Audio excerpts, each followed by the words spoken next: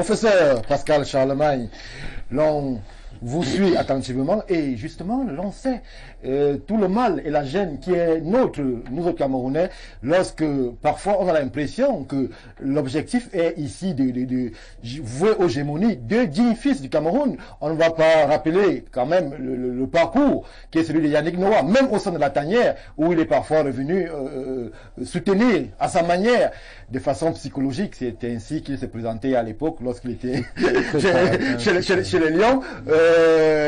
Samuel Eto'o fils, on ne reviendra pas sur son bilan et son parcours au sein des Lions indomptables et surtout en termes de promotion de l'image du Cameroun sur le plan international. Est-ce que c'est ça? Est-ce que c'est essentiel, c'est nécessaire pour le Cameroun d'arriver à ce niveau d'antagonisme entre deux de ses fils les plus représentatifs? Non, c'est pas bien. Et ce qui me gêne dans cette affaire, vous savez, votre consultant, Nimek, a eu raison de convoquer l'action que j'ai menée avec Charles Atebayene. Oui. À la seule différence que Charles Atebayene et moi avons toujours estimé que un Camerounais, c'est le sang. C'est-à-dire que du point de vue du droit, le jus solis, le jus sanguinis, c'est le sang qui fait de vous un Camerounais. Un Camerounais, un Français ne s'appelle pas Noah. Un Allemand ne s'appelle pas Choupo-Moting.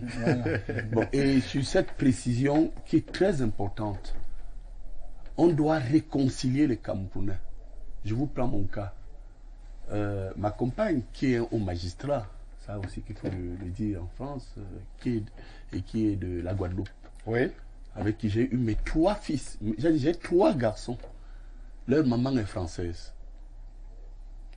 Je n'ai jamais pris la nationalité française. Pour rassurer ceux qui nous écoutent, c'est-à-dire que, à partir du Cameroun, adolescent, j'ai tout pour devenir français, parce que du point de vue du droit, on peut devenir français par déclaration. La déclaration, c'est que, après avoir fait peut-être 20 ans, 25 ans de mariage, toutes les études supérieures, là-bas, les enfants français, je ne demande pas la nationalité dans la loi française. Je vais au tribunal et j'ai dit, j'ai décidé d'être français. Donc moi, je peux être français par déclaration. Parce qu'il y a la naturalisation et la filiation. Je n'ai jamais accepté de le faire parce que j'ai estimé effectivement que... Il n'y a pas de français, mais Sanga. Oui, il n'y a pas de français, mais Sanga Yamdé. Et donc, par rapport à ça, mais j'ai beaucoup de respect pour ceux qui sont devenus français, allemands et autres, parce que j'ai beaucoup d'amis dans la diaspora. Parce que la mauvaise gouvernance dans ce pays a permis à ces Français camerounais d'origine à devenir allemands, français, américains, ivoiriens pour soutenir nos familles. Parce que notre pays a été pris en otage par des bandits. Des pré-bandiers, comme il a dit.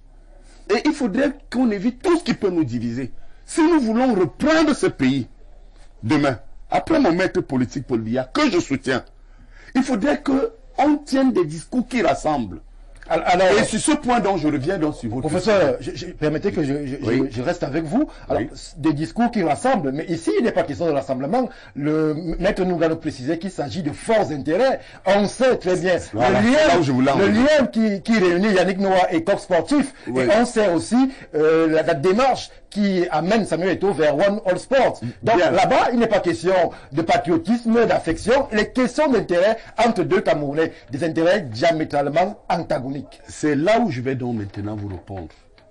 Du point de vue des intérêts et du point de vue juridictionnel. Oui. Je préfère commencer par le juridictionnel. Vous savez, les gens font des lois pour atteindre des objectifs, mais il faut reconnaître que lorsque une loi ne vous permet plus d'atteindre votre objectif, vous pouvez mettre en marche tous les mécanismes pour mettre fin à cette loi. J'ai beaucoup de respect pour Samuel Eto'o. Samuel Eto'o, qu'il faut le dire, même si on dit qu'il est espagnol, il est devenu français. Quand Eto'o marquait pour le Cameroun, c'était le but des Français? Non. Mais quand vous voyez les Choupons, quand vous voyez même Roger Mila, qui est mon idole, moi je vous confirme que mon frère et grand frère Roger, qui est un ami à moi, parce que je ne cache à personne, est français. Et c'est cette nationalité qui a permis à Mila de rayonner. Bel Antoine, pourquoi on va critiquer ça, sachant que c'est cette étiquette qui a permis à ces gens d'être des ambassadeurs. Revenons donc sur le contrat. Oui. Je pense que Eto'o a été élu pour un mandat. À partir du moment où Eto'o a mobilisé, par rapport à son programme, un certain nombre d'instruments, en termes même d'image, le maillot, il faut quand même qu'on laisse Eto'o travailler. Vous voyez que je n'oppose pas Eto'o à Yannick. Ce sont nos deux vaillants fils. J'ai encore en mémoire, j'avais 15-16 ans. 15 ans. Lorsque Yannick Noah, j'ai encore cette image, est arrivé au Cameroun en 1983, à côté de lui, avec François Mitterrand. C'était un 20 juin. Mitterrand a dit, je vais au Cameroun pour la première fois. Qui on peut trouver ici? Il a pris le jeune Yannick. C'était un bébé. C'était beau à voir. Moi, j'aime les deux. Et il faut qu'on cesse de diviser les Camerounais et dire que Eto'o a un programme que moi j'admire. Certains ne le savent pas. J'ai été capitaine du Tonnerre Junior. J'ai été, c'est moi, Messanga Nyamzing, avec cette magistration que j'ai eu il y a 8 ans, qui bat le record du plus jeune footballeur junior de l'équipe nationale.